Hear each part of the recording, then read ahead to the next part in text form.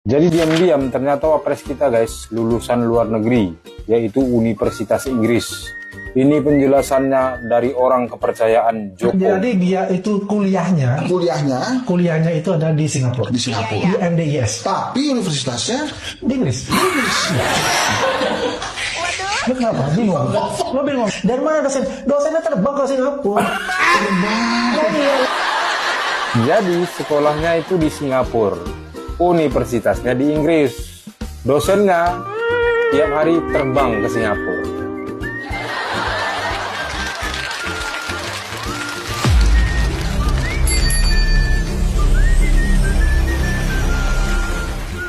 Apa konkret pemerintah pusat untuk mendukung petani yang ada di Jawa Timur? Sama. Hari ini kita di Bondowoso panen kopi, kemarin tebu di Banyuwangi. Jadi ini kita memang intens sekali untuk mengawal program-program dari Pak Presiden. Khusus untuk kopi ini, ya karena kopi Indonesia ini sudah mendunia, kita ini produsen kopi nomor 4 dunia, kita pastikan kualitasnya terjaga dan kuantitinya mencukupi kebutuhan dunia. Jadi dari tahun ke tahun permintaannya terus meningkat. Jadi ini sekarang PR-nya ya hampir sama seperti tebu, beras dan lain-lainnya. Pengadaan alat-alat modern, pupuk yang mudah terjangkau, bibit, ini akan kita kawal terus. Karena sekali lagi kopi kita ini sudah mendunia, harus kita jaga kualitasnya, branding. Tadi sudah sempat dibahas Pak Bupati. Jadi apa yang namanya branding ini sangat penting sekali karena kopi ini membawa nama baik Indonesia. Ya. Ini coba kita absen dulu. Di sini Bapak Ibu siapa yang sionya sio ayam, sio kerbau, nah banyak juga sio tikus. Ini coba kita absen dulu.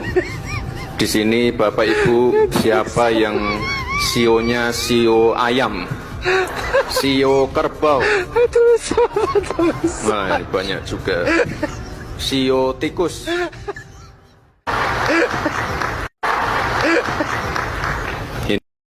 Mas, apa rencananya Mas untuk menstabilkan harga ini?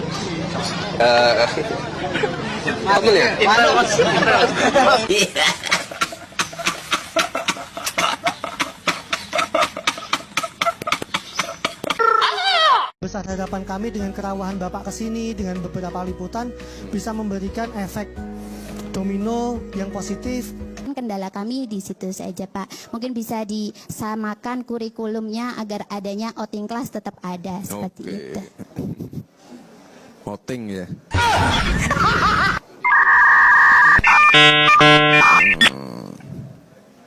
Studi tour.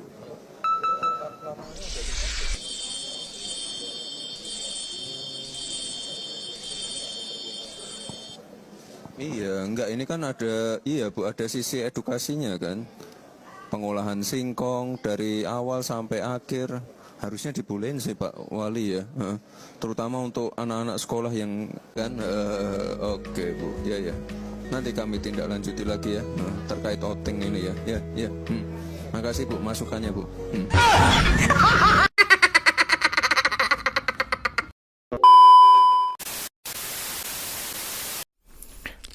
Assalamualaikum warahmatullahi wabarakatuh. Apa kabar teman-teman? Semoga kalian akan sehat dan tak kurang apapun. Dari pemerintahan yang diusung Prabowo Subianto dan Gibran tampaknya memenuhi berbagai kesempatan, terutama dari aparat mereka, dari pejabat-pejabat yang kadang-kadang itu di luar nur banget dengan dari kebijakan atau bahkan dari perilaku mereka dan statement yang boleh dibilang amat sangat berlian atau bahkan amat sangat konyol sekali, terutama dari para pejabat yang akhir-akhir ini berkomentar ya dengan kebijakan-kebijakannya. Dan kemudian dari wapres kita yang dianggap itu masyarakat terlalu berekspektasi berlebih ketika ada kampanye yang menjanjikan 19 juta lapangan pekerjaan atau bahkan dari hilirisasi UMKM dan sebagainya. Malah justru yang kita dapatkan adalah suatu perilaku yang boleh dibilang sangat minim sekali ya dari seorang wapres ya, yang minim literasi, terus kemudian dari narasinya kayak orang biasa ya, lulusan STM seperti kita ya. Karena dari apa yang diutarakannya kadang-kadang kayak orang salah kunjungan gitu ya, ketika dari netizen itu berekspektasi bahwa nanti ada suatu ulasan atau mungkin dari suatu solusi, malah kadang-kadang dia itu kayak orang nggak tahu sama sekali ya, atau bahkan dari ketika jawaban yang diharapkan malah larinya ke sini ya, yang diingin ke sini malah dia tuh lari ke sono. Otomatis dari hujatan netizen itu pun berlabuh di sosok seorang Gibran Rakabuming Raka, dan masyarakat terus berharap bahwa ada suatu perubahan dari dari wakil presiden kita ya, agar lebih baik, dan kemudian dari sikapnya itu ya paling tidak loyalitas gitu ya, penuh loyalitas dan jujur gitu ya, tidak pernah dibuat atau drama atau bahkan pencitraan.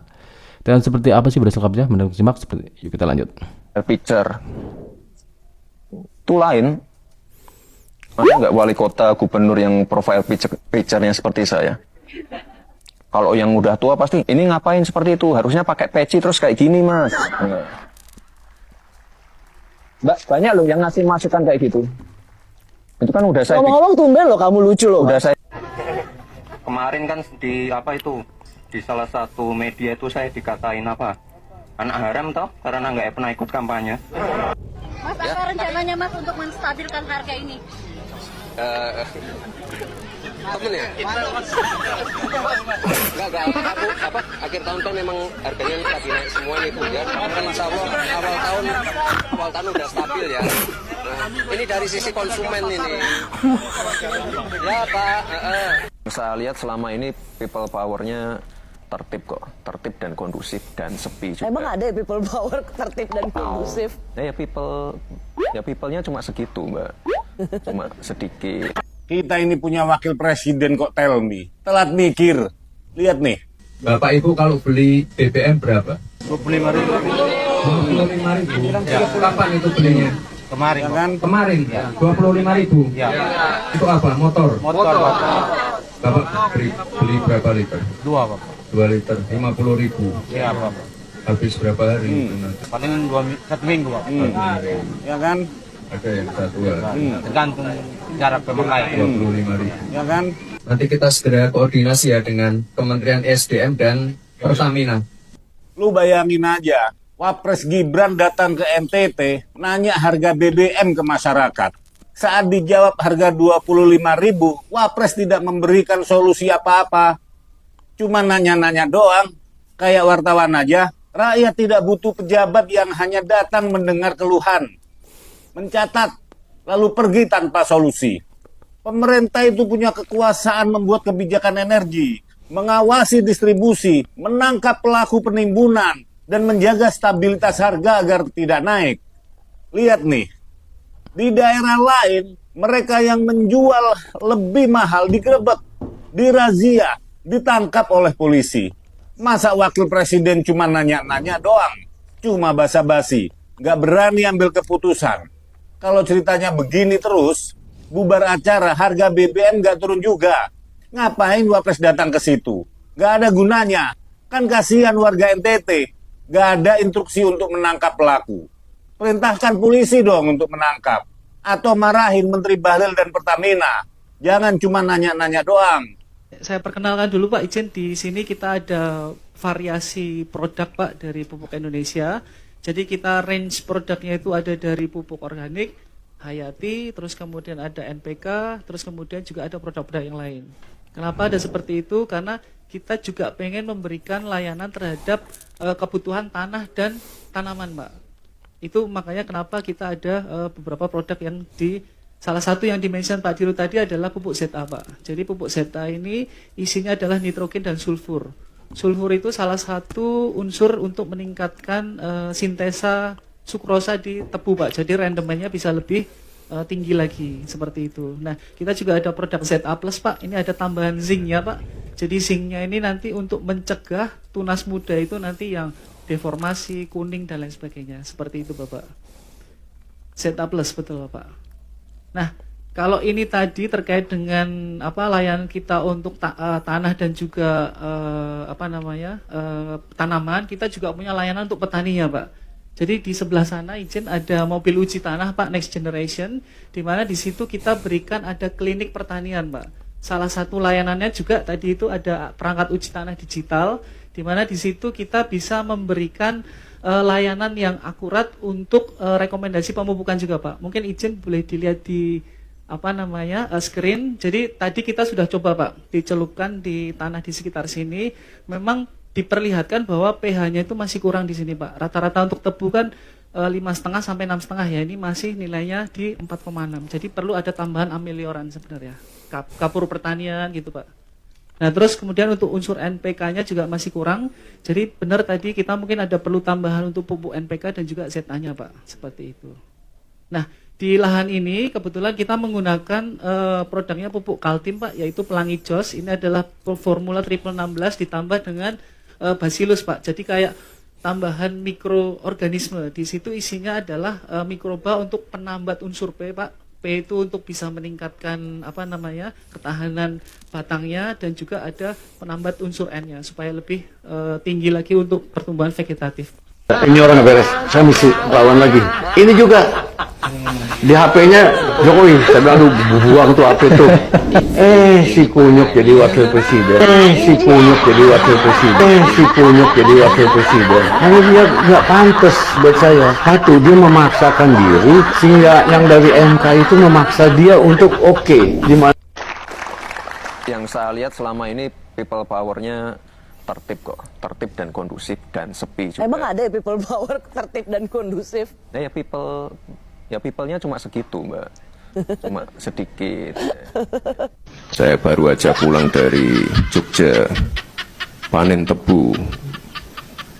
Lalu dari Banyuwangi panen tebu juga. Beberapa waktu yang lalu panen beras di Ngawi.